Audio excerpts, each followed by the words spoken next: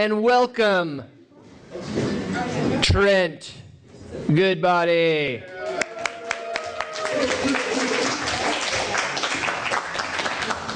I have some handouts for people. If you want to pass them on, I don't know if there's enough for anybody, so. And if there's not enough of these, I can make some more copies so that there is enough.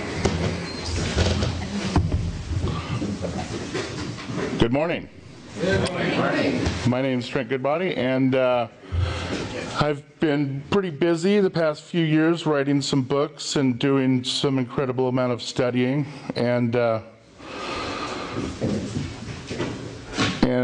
have my books in the back here. But what I'm going to be doing today is prompting you with some questions and then giving you my answers that I feel are correct as far as they're. So I will be asking some questions. You know, if you want to respond or raise your hand, that's fine, but try to keep your answer real short. And I'm not trying to embarrass anybody, so there's no wrong answers. This is Freedom Essentials. I put this together to help people that are beginning to understand freedom and what it really means. Happy to be here today. So let's jump right in. What is freedom? Anybody want to take a shot at that? No. Okay, well that's fine. So what do you think of? Sure. To me, freedom is doing what you want when you want. Very good. The ability to make your own choices. So, is it really the ability to make your own choices? Or is it simply the non-existence of force? Freedom is actually not what you think. Freedom is not everyone just doing what they want recklessly. Freedom is preserved through acting responsible for yourself. So something that a free person would do is not cause harm to anybody else. They don't infringe upon others' freedom either. Let everybody be free to do what they want. So what does this mean? This means that freedom actually equals responsibility. And to be responsible, you don't want to make any fraudulent contracts. Don't claim things that you don't own. So that brings us to the next subject. What is government? Well, originally, in ancient Egypt, the pharaoh was the god king, and religion and government were actually one and the same. Originally, government was nothing more than the revenue collection branch of the church. So the Romans actually took this to a whole new level, implementing persons, citizens, and defining the status of all things in property, including humans. Some say government means, to govern or control the mind or the masses. It could be true. But really, it's just a system in place to govern those who fail to govern themselves. Man created government, and we are man. We are the ones that created government. So government actually has no power that we don't have as individuals. For example, if I were to go around my neighborhood and say, okay, everybody, I'm implementing a new protection fee. And if you don't want to pay it, that's fine. You won't be protected, and who knows what might happen.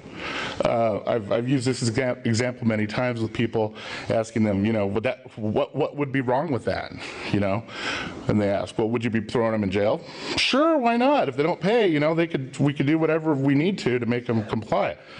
So the thing that would be wrong with that is I don't have the right to infringe on others in that manner. And as we created government doesn't have any rights that we don't have as individuals, so theoretically they can't go around doing that either. That brings us to what is law. Anybody? Law is probably not what you think. Perhaps, yeah, that's good. Law is not statute, policy, regulations, rules, code, or even a constitution. Man did not make law. Man made government and religion, but not law. Natural law simply exists. And it is not a means of creating order amongst chaos or chaotic individuals. Natural law self-equalizes.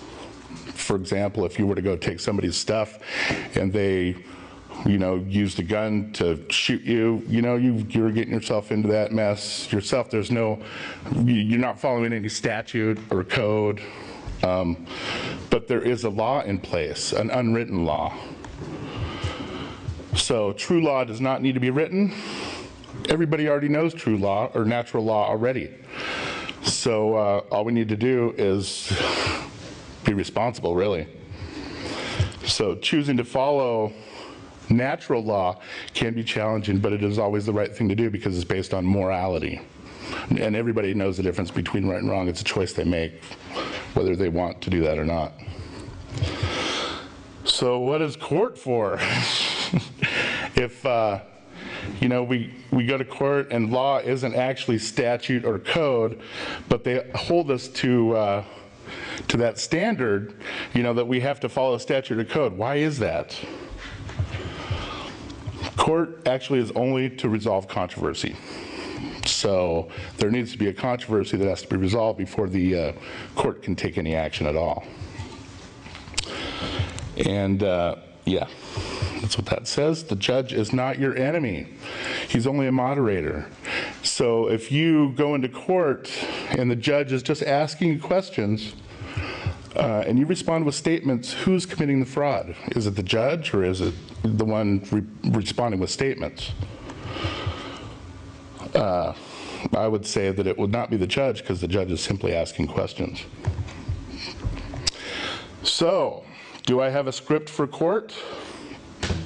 I have a little bit of a bias against scripts. First of all, they are distracting, and they can, you need to have your head in the game. When you're looking at a script, you're distracted. You probably can't even respond correctly to the question you're being asked. So court is really unscripted. A script is not as effective as a response from the heart. What is a script? Like just responses to questions they would ask, reading off a script when you're in front of the judge, instead of, being fully in the game and responding from your heart. They will know that you're reading off a script and they will throw you curveballs on purpose. So you have to be paying attention. A script can be distracting. So what I've boiled it down to is procedure. We use procedure instead of a script. They use procedure, we follow procedure as well. So who is actually governed and ruled by law? And I know that I said law earlier. This is actually a trick question. I meant man-made law, the law that man made, known as policy, rules, statute, and code. Who is governed by this law? Everyone is inherently governed by natural law. That's the unwritten law. Like when a predator attacks, the use of force is legitimate. So that brings me to the force-violence dichotomy. A lot of people don't understand the difference between the two. Force is actually used under legitimate circumstances, whereas violence is used where no right has been violated. For example, if someone broke into your house and you shot them, that would be using force. And violence would be somebody just attacking someone for no reason. So force is legitimate, violence is never legitimate, never acceptable. And that, that is used for other words as well, like the difference between killing and murder. Killing is not violent because it is a use of force that's justified. Murder is violence, and it is never justified. So, and natural law has no judges or courtrooms. So, to answer the question, only those who consent are governed and ruled by man-made law, or who have harmed another. So if somebody has a valid claim against you that you have harmed them in some fashion, then it's a legitimate claim, in my opinion. However, not for victimless stuff, like not wearing a seatbelt, driving, I would call it traveling, any kind of victimless crime, possession of, whatever, just simply having something doesn't mean that you've harmed someone with it. So only those who consent, basically. And man-made law is for those who are not responsible. So that's where, freedom equals responsibility. If you're not going to be responsible, you're going to be taken care of. So that brings me to presumptions. Anybody know what a presumption is? They are a presumption that is made in a legal setting that until rebutted or exposed stand as legitimate. And there are all kinds of these hidden presumptions that the court uses that you have to remove when you enter their forum,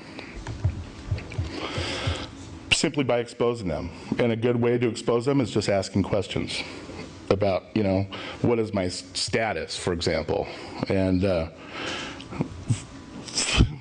you can clarify that when they won't ever call you a man in their courtroom. They could call you And but an individual is also a legal fiction. So you have to clarify, is that a legal fiction what you're referring to me as? And you're presumed to have the status of a legal person or slave until you've removed those presumptions. If you act with honor and as king, you will expose the presumptions. That brings me to the next subject. Are we at war? And I would say that we need to find peace because we're all stuck on this rock together. And like it or not, agents of government are our brothers and sisters as well. And, it's getting kind of old. We've been fighting wars long enough. It's time to find peace. As a matter of fact, there's no need to fight. Our strength comes from love, not from negative energy. So what is honor? Don't everybody talk at once. Honor is simple. We all know right from wrong, but we have been tricked and deceived. So do you think you would obtain a driver's license if you knew that you were acting in fraud to obtain it? How about spending $1 if you knew that you were acting in fraud by spending it? That's a tough one, I know. So to be honorable is to not act in fraud and to not cause controversy. It's simple. Just use your morals, make the right choice, right from wrong. We all know right from wrong. It's built into our system. And you don't want to cause controversy, but you cause controversy by claiming things that you don't own. So how would I act honorable? Number one, I make no claims of controversy. I'm fair, and I follow through on all my contractual obligations.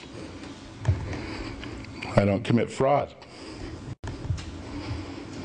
I let my morals dictate my decision making, and I'm responsible. So that brings me back to the topic of ownership again. And of course, I bet everybody here feels like they own their own bodies. I know I do. I can do whatever I want with it. But the name I use and the name I'm called is not who I am. The name, actually, it's made out of letters, not blood and bones. It's impossible for me to be a name. But I do have, people do refer to me as Trent. So, if I were a name, which one would I be? Would I want to be the name that was created upon my birth? Or would I want to be known as someone that has come from a certain bloodline? And what's the difference? The difference is there's two different types of names. There's the given name and the family name. The given name is given to you upon your birth. It's a gift, and you can choose whether you use it or not. It's actually a corporate fiction that's created when you're born, birthed into port under admiralty law. So that's the given name. It's a gift. And you know what's strange with gifts? You shouldn't have to accept liability, but they make you accept liability for this gift that you're given when you're born. The difference between the given name and the family name is that the family name actually comes from your father's side. And the reason why it's called the family name is because your father's seed actually created the embryo. And you know, it goes on with the living entities. Whereas the given name is a creation, a fiction that is made upon your birth.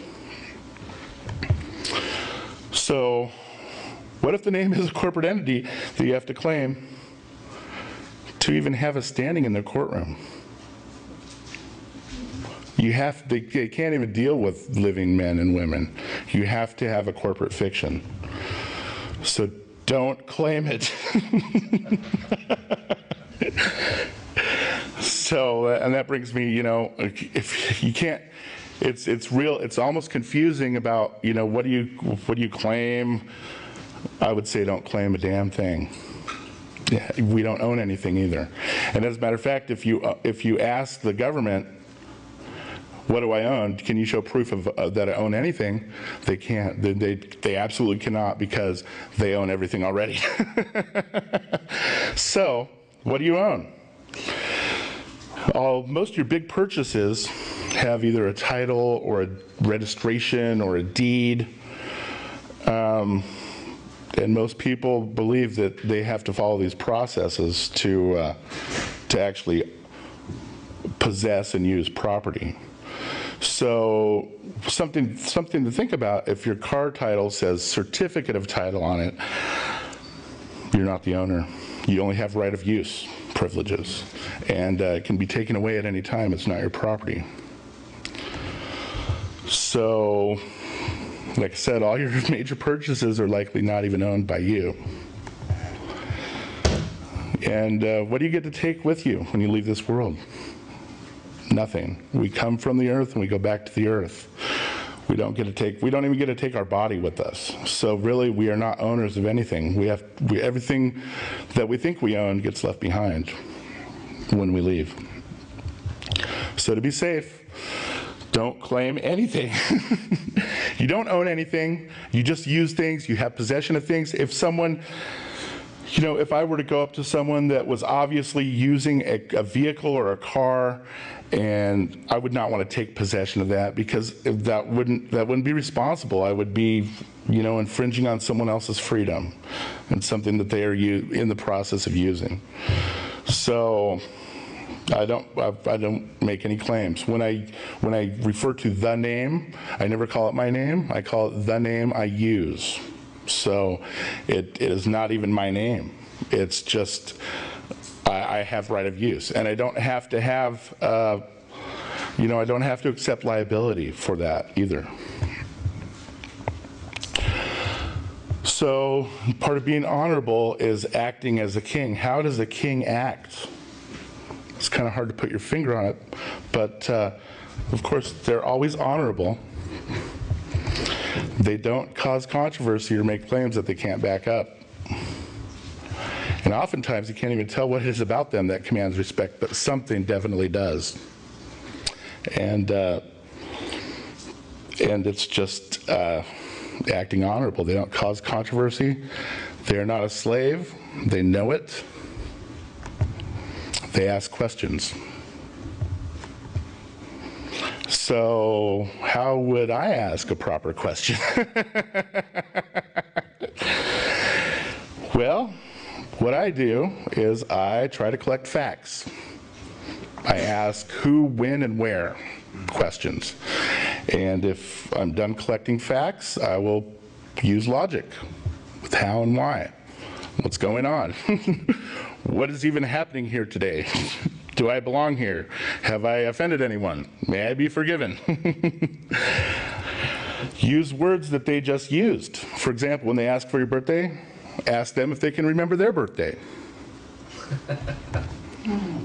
Most other statements can be rephrased in the form of a question. The key is practice. So if you want to get really good at acting honorable and being able to respond without using statements, it takes a little bit of practice. And it's good to have a buddy to help, bounce stuff off each other. So what if I can't ask a question? Sometimes it can be tough, like when they ask what your name is. If you absolutely have to use a statement, do it right. Use non-rebuttables. I believe, it appears to be, in my opinion. With these non-rebuttables, the reason why they work is because who is anyone to tell you what you think? Like I could say the car is red and somebody else could say, no, the car is crimson. But if I say, I believe the car is red, who is anyone to argue with me about that? Absolutely no one. So who is anyone to tell you what you think? Example, what is your name? My response would be, I believe Trent Goodbaudy is the name I use. The name, not my name. But I do use it. Which brings me to another topic here that's common with courtroom stuff, is paper evidence. If I signed a piece of paper and I handed it to you, would that be my signature still? If you have it notarized. Aha. You've been studying. Yeah. If I were to sign something though and hand it to you, that would not be my signature anymore. It would be your signature now because you've retained possession of it. Same with the driver's license, social security card. I believe the social security card even says on it not to use the number for identification purposes. Same with the birth certificate. Yet what does everybody do? They run down to the DMV and use it for identification. So when you obtain your driver's license, whose driver's license is that? I know it has a little picture of you on it, but are you one and the same with the driver's license? I would say no. They can repossess that license at any time. It's their license. You just sign up for it, beg for it, and get the privilege. But what you're really doing is redeeming your rights to travel under the Constitution for a privilege to drive commercially. So paper, can we put it into evidence, put it up on the stand, ask it a few questions? I don't think so. And if it didn't happen in the courtroom, it's hearsay anyway. So if you, and I covered this one a little early, but if you sign something, is that your signature? No. As soon as it's out of your possession, it's not yours anymore. It's theirs. And you can use that to your advantage. Then your social security card, is that really yours? Is your driver's license really yours? I don't think so.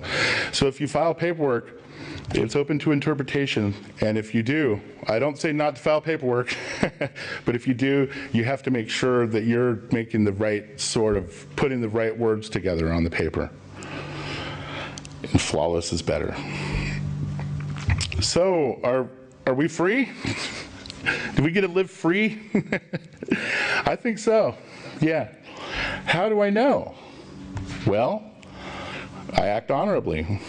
And I act as my own king. I don't cause controversy or claim anything I don't own. I don't harm others, and I'm responsible for all my actions, even accidents. I personally feel like I don't need a piece of paper that says I am free to be free, but it is helpful with the courts to file a claim of right or other paperwork to put them on notice that you're free now. Otherwise, they'll continue to take advantage of you, and you will be tested. You will constantly be tested until you have shown that you can pass the test. So with freedom comes control, and actually it's a lot of power. So it requires you to be responsible. Where do I sign? This is a common thing and just something I wanted to cover. What I say is I don't sign anything I didn't create. And if someone is trying to get me to sign something, I negotiate the terms every time. I've read in my own terms, cross out stuff I don't like. You can renegotiate the terms on every single offer, if you even sign it all. And something I would do, if I didn't want to put my name on there, I would sign my name as under duress. That way there's no question as to what was going on. But you do have to honor your legitimate contracts. You have the, the inherent right to be able to contract. So you need to be honorable when you do have honorable intentions and legitimate contracts. Yeah. Like if you're signing a contract for a house, Yep. they're not going to give you the house if you don't sign it the way they have it, though, right? So you would put under duress, or? No, for that, I would say to just negotiate the terms. And make sure it's a deal that you want to get into before you agree to it. Yeah. So that brings me to what are my terms? Really, they're for you to decide. And it's just really what the other side is willing to accept. And, that's how deals are struck. You make, you make a deal or whatever. So they're for you to decide. What I would do is create a fee schedule and post notice of it in a conspicuous place on my car or other property, house, whatever. And for example, any forced contracts are billed, like detention is $50,000 an hour with a 1 hour minimum. So if they detain me for a minute, that's 50 grand. Theft of my private property is another 50 grand per incident, plus the value of the stolen property. Kidnapping is $1 million per day. Coercion is $50,000 per attempt. These are just examples. You can do whatever you want. Kidnapping is serious. I mean, I could put $1 million on that because my freedom is worth way more than that. That's just something that, hopefully they will recognize as a large number and, realize that my freedom really is valuable. So after you've created your terms,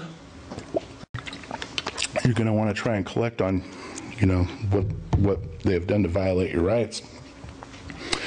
The big bad daddy of all remedy is the federal or state civil lawsuit, where you can get punitive and actual damages. Punitive means like they're going to punish. So if they did something wrong and you don't have actual physical damages that you need replaced, you can go for punitive and get, try to get the jury to teach them a lesson financially. Commercial lien. You can do different commercial processes, even, something as simple as sending them an invoice and being like a bill collection agency. A commercial lien is quite a bit more complicated of a process that you go through, but that's all it is a process. And all you have to do is serve notice on them and keep continuing with the process. And if they don't respond, they go out of honor, and you get your claim. So. Also about the commercial lien, there's many things you can do with them. You can liquidate them to a bill collector. You can use it as a bargaining chip with the person that you're holding the lien over to sell it back to them for, if they decide to they can work a deal out with them, or you can just hold it yourself, and it's good for basically any assets that you put a lien on that this person owns forever. Or I think it's probably 99 years or something like that. But it's not a joke. If you follow the procedure to a T, and it takes some studying for sure, but it's a commercial process that is effective. Small claims court. I really like this one. I really like it because even though it's 10 grand and under, the cop has to show up in his private capacity without the protection of the government behind him. And if people started doing this, hitting cops for $9.99,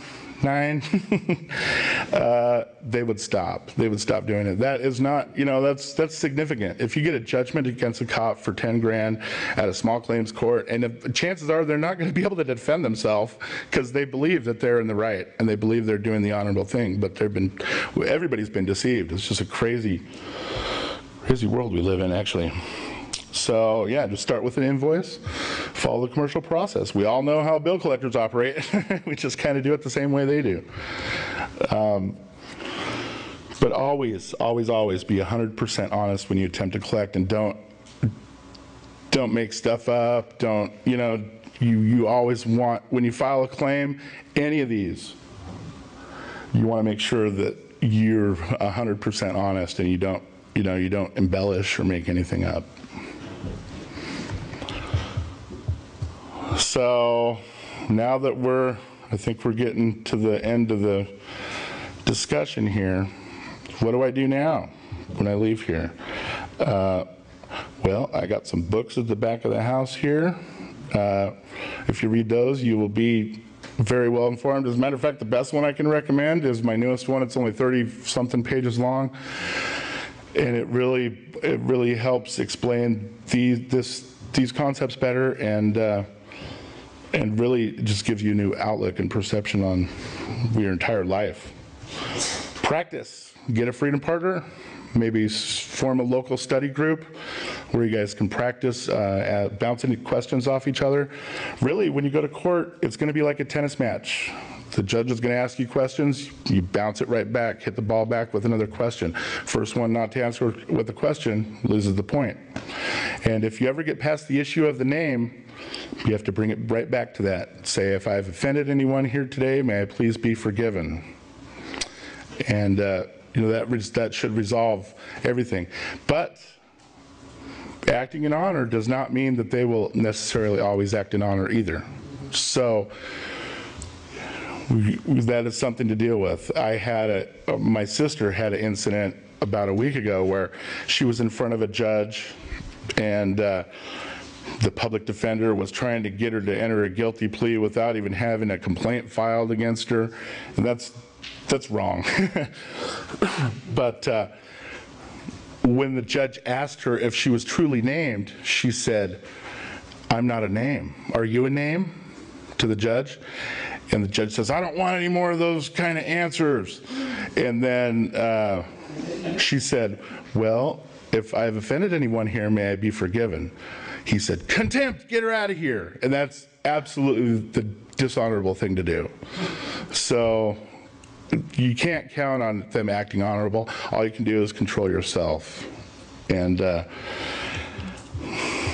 if they act honorable, you can seek remedy in some of those ways I discussed a little bit ago. So when you're ready to take the next step, rescind all those fraudulent contracts.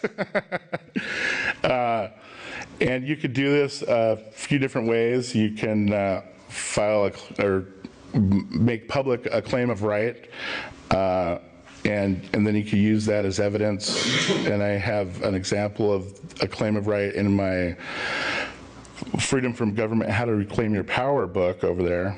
And basically that just explains that you know your rights and here's what they are for the government. There's also, you know, you can do a political status declaration. There's several ways. You can do a rescission of contracts, and that's a more official way of doing it. All of these ways to rescind your contracts are available on my website, freedomfromgovernment.us. So, deregister, divest, withdraw all support from the war machine. Because it's time for it to stop. It's been going on way too long. Too many people have given their lives, you know, without even really knowing what you know, that they were giving their life for resources or something. It's just insane. We all need to just get along. Tell someone else. And that's pretty much it. Once you know, you can feel the power of true freedom. And that brings me to the end of my presentation. He said that there were no silver bullets, but I think this is about as close as you can get. My new book, it's free on my website, and it's $9 back here. But it's only 30 pages, and it's well worth it, well worth the read. What do you think? Fantastic. Yeah, right on. All right. Thank you very much. That's it.